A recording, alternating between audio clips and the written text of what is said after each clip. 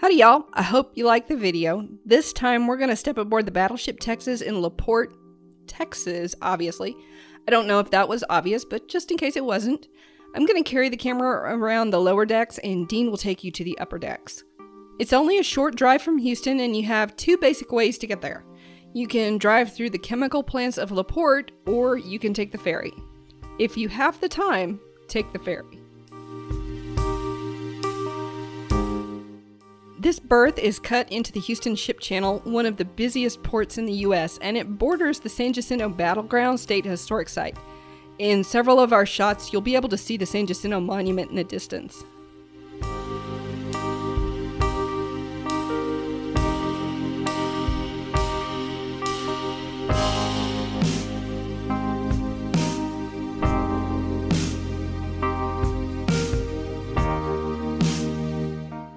Let's talk about the history of the Battleship Texas. Trying to figure out this next statement kind of challenged me because it could be confusing.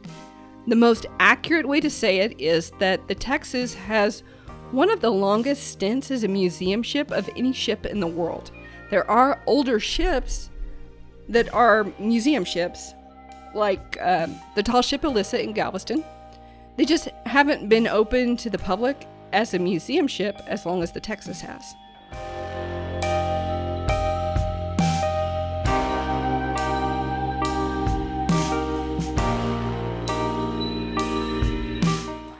She entered service in March 1914, meaning this warship hit the century mark a couple of years ago. And 1914 was in plenty of time for World War I, and during World War I, she served in the North Sea. In 1925, the Navy gave her an upgrade and kept her in service through World War II. To give y'all a little background on me, my grandfather was a pilot in the European theater during World War II, and I've gotten to read bits and pieces of his bombardier's flight log. During the Normandy invasion, the Texas gave the coast enough of a shellacking that the bombardier on my grandfather's plane remarked on the damage that she had done in the flight log. After that, she was transferred to the Pacific and supported the landings at Iwo Jima and Okinawa. Upon her decommissioning in 1948, she was transferred to the state of Texas to become a memorial ship, the first U.S. battleship to do so. My first experience on the Battleship Texas was while it was under the purview of the Battleship Texas Commission. The thing that stands out most to me, having visited it under the commission and after she was transferred to Parks and Wildlife, is the deck. The deck I remember from my youth was covered in like concrete or asphalt or something like that, and the modern deck, like the original, is made out of wood, and I really think it looks much better and it feels just much more true to history. I'm not sure if it's going to come through on YouTube or not, but it looks like there are some glitches in the video, and right here, my Osmo just decided to die for no apparent reason. The ship has a reputation for odd and unexplained occurrences. The glitches are probably just some kind of interference from the equipment on the ship, but who knows? Maybe there's something more going on. Obviously, with this much metal and brackish water, maintenance is a huge chore. Fighting the leaks is a constant battle, and if I remember what I read correctly, there are plans to put her in a permanent dry dock. If you'd like to contribute to her maintenance, check out the link to the Battleship Texas Foundation in the description box.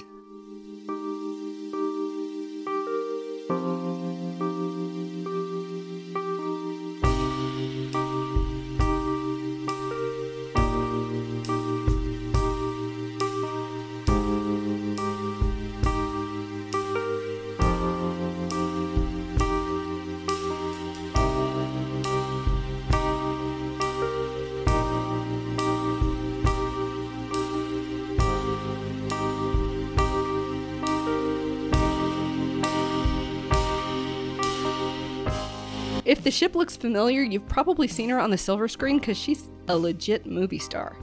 Starting back in the 1930s, she's appeared on the big screen. Some of her biggest roles have been in more recent movies, like Pearl Harbor, where she usually stands in for other ships. Then there's also Flags of Our Fathers and Letters from Iwo Jima, where she actually ended up playing herself. I mean, like, how many actresses do you know that can portray themselves 60 years after the original events?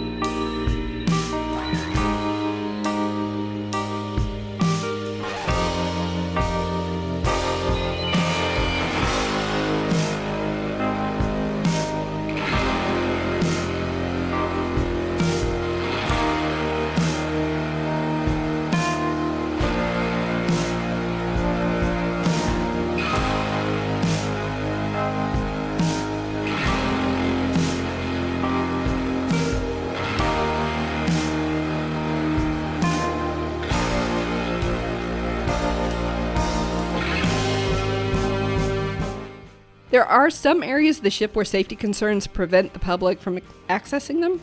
There is a lot of the ship open to explore though. You can go a couple of levels below the main deck and several levels above it. I hope you enjoyed touring the lower part of the ship with Dean and I. Be sure to stick around for the upper deck views with Dean, and I'm sorry that some of the footage was shot in portrait mode. It was too good at showing like the steepness of the stairs to just edit it out.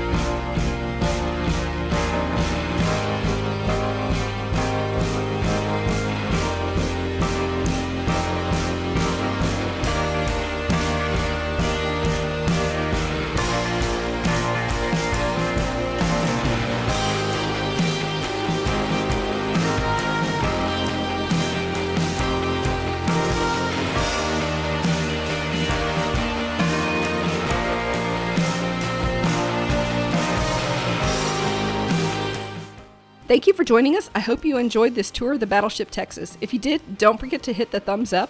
We've got more videos from different parts of Texas coming up. Be sure to subscribe so that you don't miss anything, including our trip to Bastrop State Park next week. If you'd like to know more about the Battleship Texas, be sure you hit up the links in the description box below, and have an awesome week.